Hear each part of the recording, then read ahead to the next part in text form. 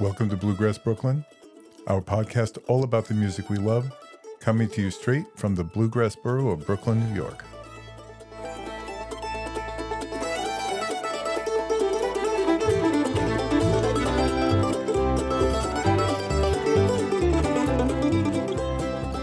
Okay, Season 2, Episode 5, an in-depth discussion with Alex Hargreaves. I'm Mike Wilner. And I'm Liz Wolfe. We're your co-hosts here at Bluegrass Brooklyn. I think our listeners are really going to enjoy this interview with Alex. He dropped some pearls of wisdom. What I found so interesting about the interview was how people who are so studied in music, but they bring such diversity of their musical backgrounds to the work that they do in the world of bluegrass. And it really makes for an amazing sound. Also, we're going to spend a little time seeing what our summer and fall schedules are and see what's going on in the world of bluegrass. So what do you say we get going, Liz? Yeah, let's do it. All right, let's roll.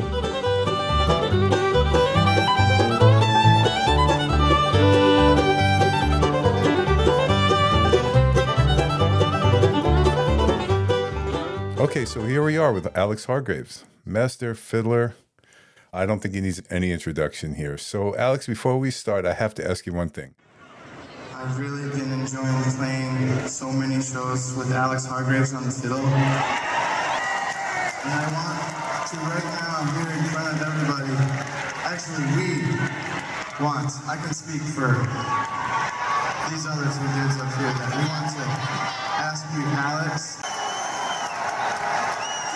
your tone, timing, intonation, your double stops, that smile. I love everything about your fiddle playing, Alex. We dream us to be your lawfully wedded band. He certainly does. What was it like being proposed to by Billy Strings and the entire band in Baltimore? First of all, thanks for having me, Mike. It's great to be here. You know, at that point, I already knew that I was joining as a full-time member, even though it hadn't been officially announced yet. But I did not know that proposal was going to go down the way it did. So that was certainly quite a surprise and very, very sweet of all those guys. Yeah, it shows the very personal nature of the group. I wanted to start off with a little bit about your musical journey. Where did it start? Both my parents are musicians, and they're both into different styles of music. So I was really lucky to grow up hearing a lot of great music around the house. And as far as starting violin, my parents just wanted a musical instrument to be part of my childhood education growing up. I think actually my mom was looking for a cello initially, and the local music store happened to be out of cellos. So they went for a fiddle instead. Talk about fate.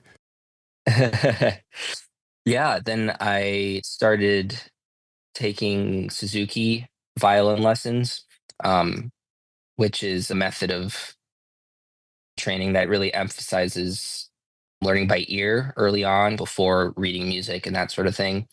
And right around the same time, I started learning fiddle tunes and taking fiddle lessons as well. And then that led to getting into the Texas style fiddle world, which involves fiddle contests and stuff like that. And there's a really great community of folks in that world that I grew up learning from and playing with. But of course, around the house, hearing all sorts of bluegrass, David Grisman, a lot of different styles of jazz and classical music. So I was hearing a lot of different things. I think if I speak to 10 accomplished musicians, 10 of them cite the fact that they grew up in a house with music and people playing, and maybe not musicians as parents, but music lovers and music listeners.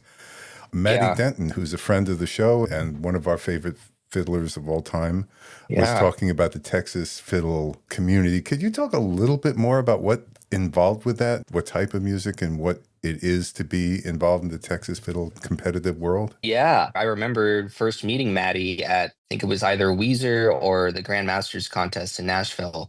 I've met a lot of folks in that community who I see out on the road at festivals or whatever. But in retrospect, for me, the fiddle contests just happened to be a part of that tradition. But I think of it more as a style of old time fiddling that evolved in its own Texas ecosystem of different influences. And so it's very much old time fiddle driven, but also influenced by a lot of early jazz and swing and all sorts of other things going on. The contests are really great for just having an incentive to practice and work on technique as well. I feel like just a lot of kind of basic technical fundamentals I got from preparing contest rounds, you know.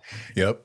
The actual competitive element of it itself is it's not the most important thing to me. That was always kind of secondary to just having a reason to practice. And then also the most exciting thing to me as a kid was just being a part of these events and being around other kids who were playing fiddle and jamming. And then as I got a little older, starting to realize that, oh, there's a whole tradition here. This isn't just about learning your contest rounds to play perfectly, but actually a deep tradition of generations of fiddle players who have played this style of music and who all have their own unique voice and are incredible improvisers. That was really inspiring to be around at Weiser, for instance, when Weiser, Idaho, which is where the National Old Time Fiddlers Contest is.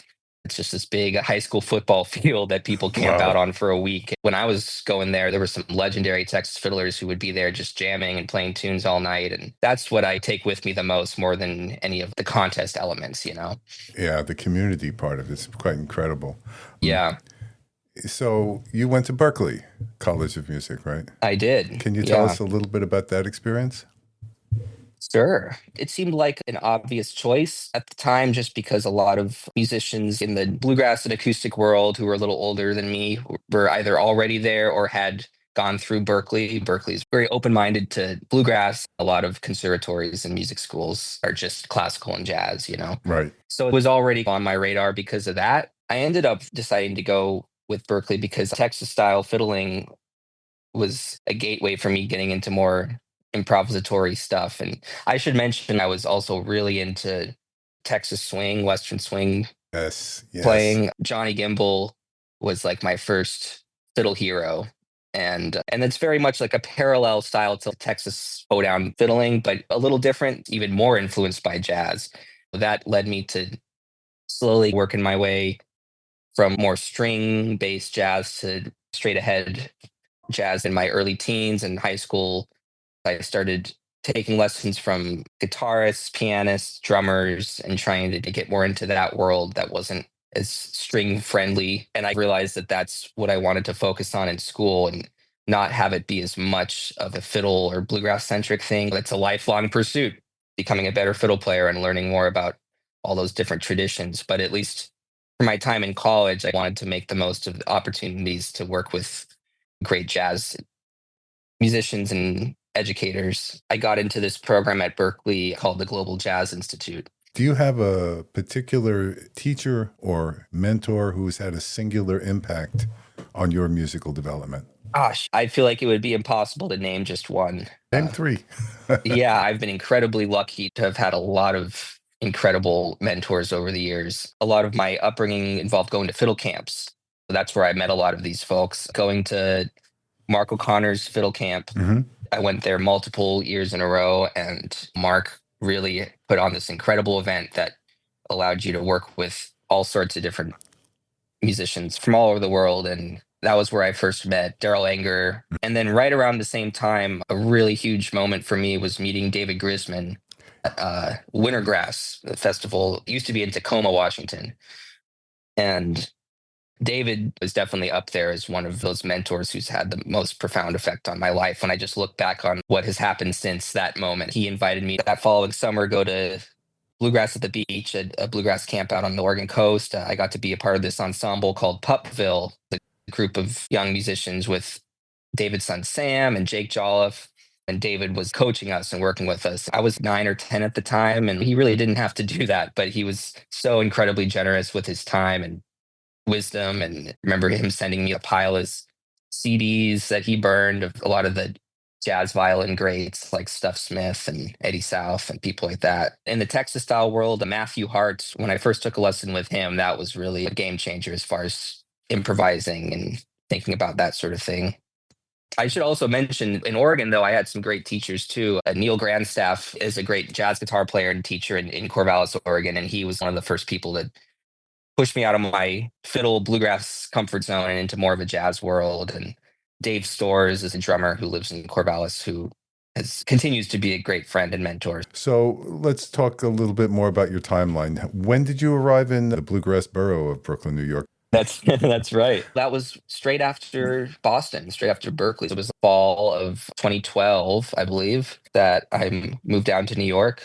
And I always saw New York as the next step from Boston, I think, both because of the jazz scene here, but also the bluegrass scene. At that point, I didn't really know Michael Daves, but I was a fan, and I had been a part of some of his events, and of course, like Andy Statman. Right before I moved here, that was when a lot of the Punch Brothers were still here.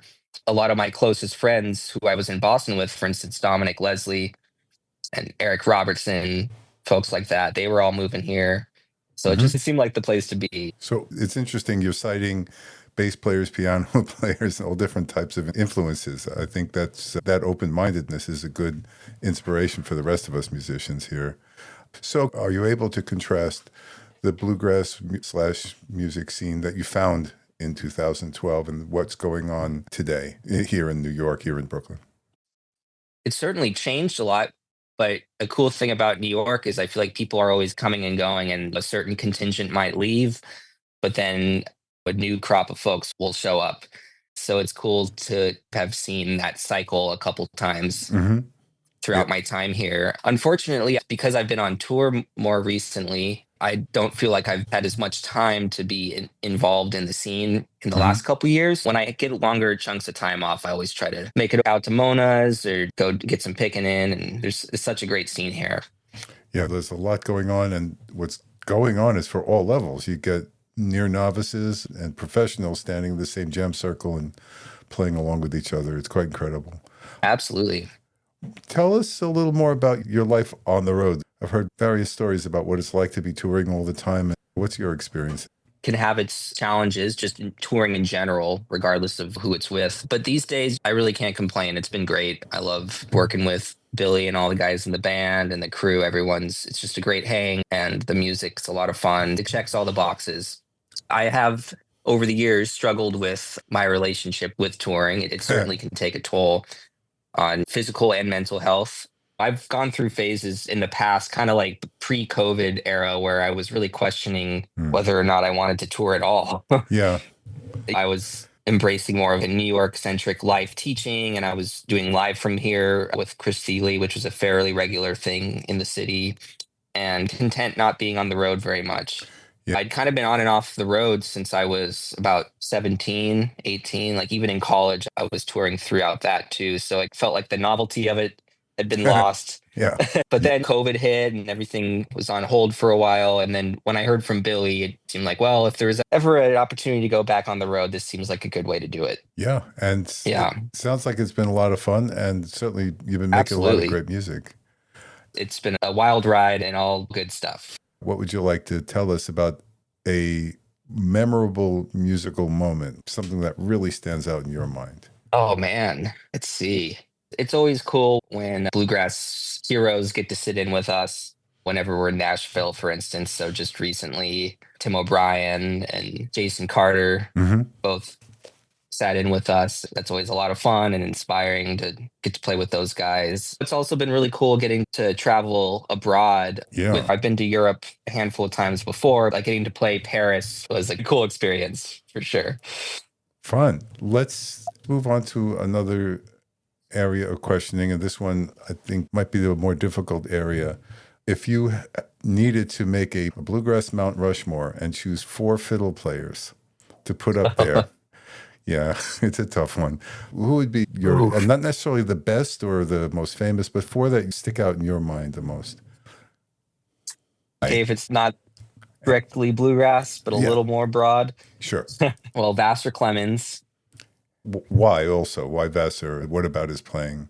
Vassar is so unique, first of all, within a couple notes that it's him. And that's always one of my favorite qualities of, in any style of music or musician is your own voice. And he's so incredibly soulful and expressive. And he's been a part of so many different musical environments and projects over the years. You can hear him play with Monroe when he was 17. playing Right. bluegrass fiddle the way it's supposed to sound. Hmm. But then you hear him years later with like Old and in the Way, like completely reimagining his own sound. He went through so many different musical eras and it was a part of so many different influential groups. And Hmm. yeah, Daryl Anger. Hmm. I can't say enough good things about Daryl, but he's definitely one of my favorites. Mark O'Connor Of course. and Stuart Duncan, both of them. You want to combine them into one person and then Well, I don't know if I should do that, but they both have been incredibly influential on me. But I guess that's already four. But I was going to say Kenny Baker. but we'll let you put like the Kenny Baker, Johnny Gimbel, and a few others into one. I'll tell you this, everybody I've asked that question, I've asked quite a few, Jason, Carter, and Maddie, and they all always have Stuart Duncan on there. Everybody mentions Yeah. Stuart Duncan. So fiddle Yep, players out he's there, a powerful force for sure. if you haven't listened to Stuart yet, definitely have to. Yeah. Do you have any words of wisdom or advice for beginning or aspiring fiddle players? Now, let me contextualize that a little more.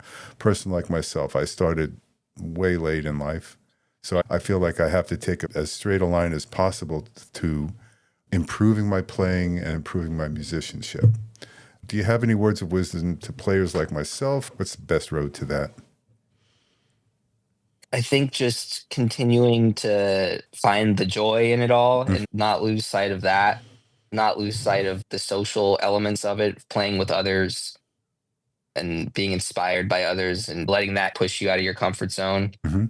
Those things always come to mind because, of course, practicing and consistency and all of that it goes without saying. Mm-hmm. But I think you can do that all day and it still won't get you as far as combining that with playing with others and making sure you don't lose sight of just listening and keeping the joy in it.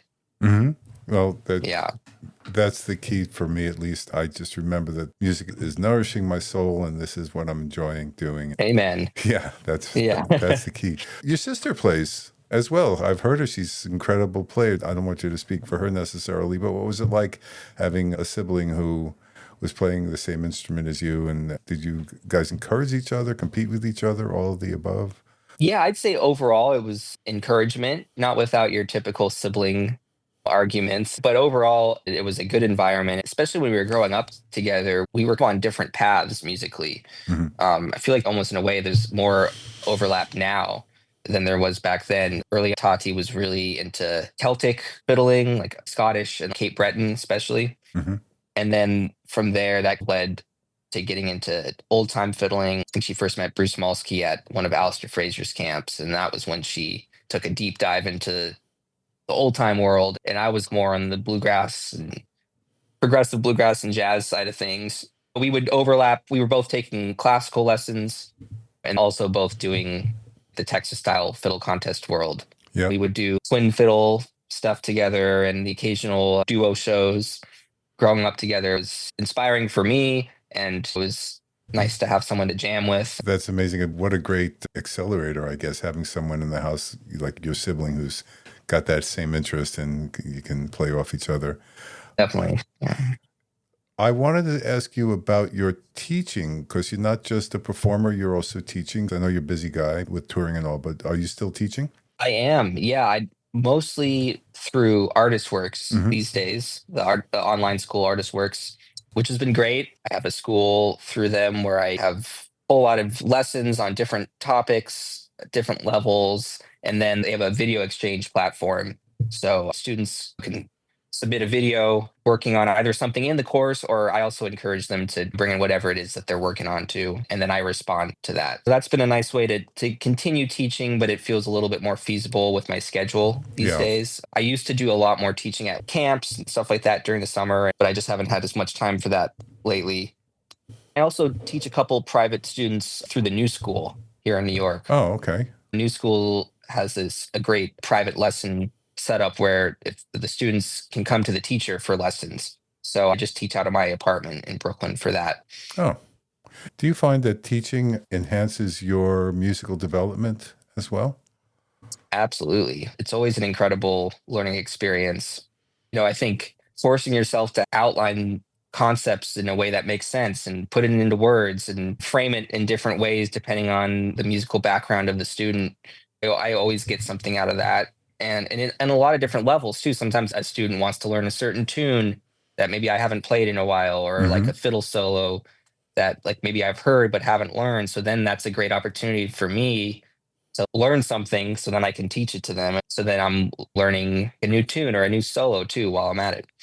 Do you encourage students to learn solos note for note? So I'll listen to Johnny Gimbel playing his solos and Bubbles in My Beer and wish I could play along, but I try. What's your advice to students on that?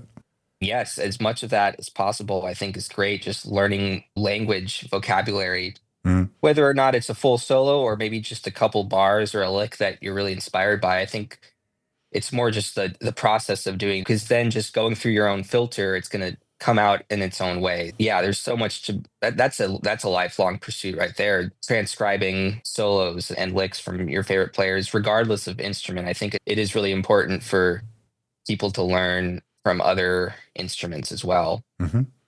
And other styles, like all the most influential bluegrass fiddle players. I think what makes them so unique, whether it's Vassar or Kenny Baker, or Paul Warren, or whoever it might be, they all had their own unique set of influences. Some were more old time inspired, some were more jazz inspired. Nowadays, I feel like sometimes in the bluegrass world, it can be easy to only look to the great bluegrass examples. But when you look at what they were listening to, it was all kinds of stuff. Right. So I think it's really important to remember that and to keep an open mind. And I mean, hey, bring it back to New York. That's one reason why I love it here. There's so much stuff going on. You've recorded quite a bit. Is there a song in your mind or one or two songs that sticks out in your mind in particular that you'd like to call our listeners' attentions to? Well, let's see. The recent album that Billy put out, I'm really happy with how that turned out. There's a lot of really cool stuff on there. I got to do some string layering on a track as well, which is always fun to do, getting into a different headspace than a fiddle part, but actually coming up with strings. When you mean strings, like a violin section, or? Yeah, just like layering harmonies. I only did a little bit of that, but it was cool having the opportunity to get into that headspace. And I'm really happy with how I did some recording from my friend Rick Robertson. He has a song called Anna Rose, and that was one of my first experiences really going more fully into a string section sort of thing. And but yeah, I'm happy with how Highway Prayers turned out. That's the new Billy album. And then let's see what else. I guess this was now 2 years ago, maybe even. But my good friend Grant Gordy is an incredible composer and band leader, and I've been playing with him off and on for a really long time. But the last Grant Gordy quartet record that we recorded came out a couple years ago. It's always interesting to hear when musicians are reflecting on the work they've done and what sticks out in their mind and what doesn't. Before we go, I just want to see if you have any parting words of wisdom to impart to our musician listeners. I think just the idea of keeping an open mind and never stop listening, keeping the joy in the mix, and always pushing yourself to interact with musicians and listen to music that might be a little bit outside of your normal comfort zone. Okay. Alex, thank you so much for taking time today. It's been a great pleasure speaking with you. My pleasure. Thanks for having me, Mike. Yeah, and we'll look forward to seeing you around.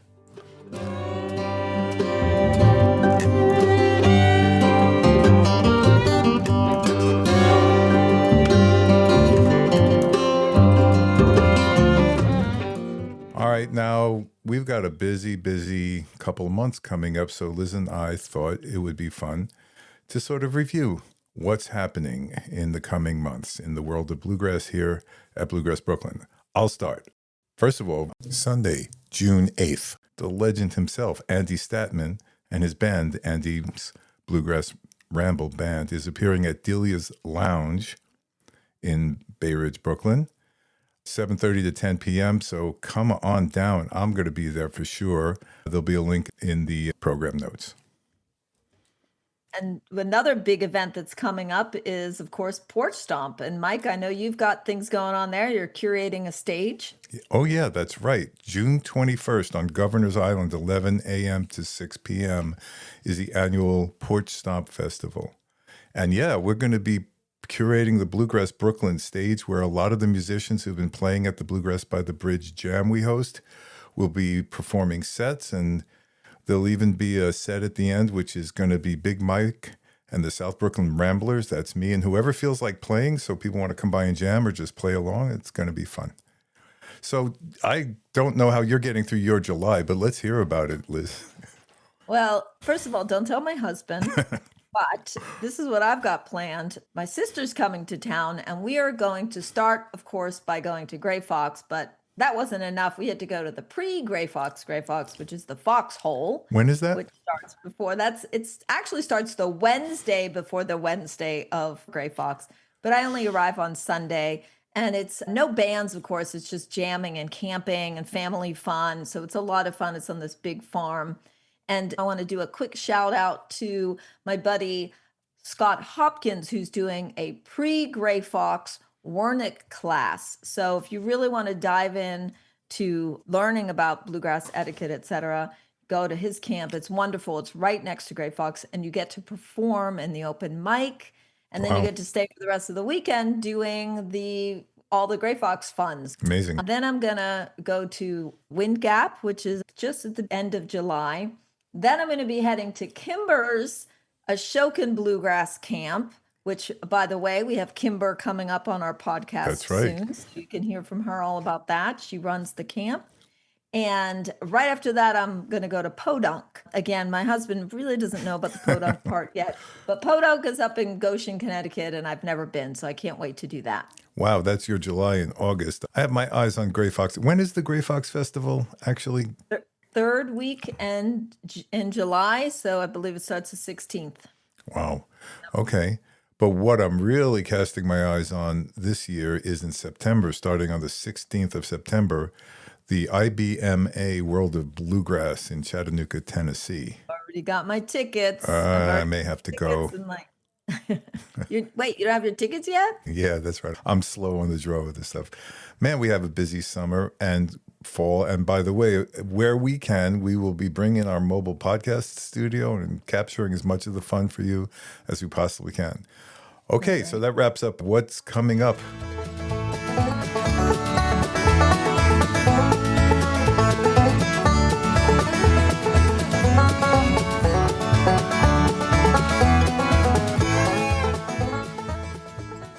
That was an awesome interview with Alex. And he does mention his sister, Tati. Her name is Tatiana Hargreaves.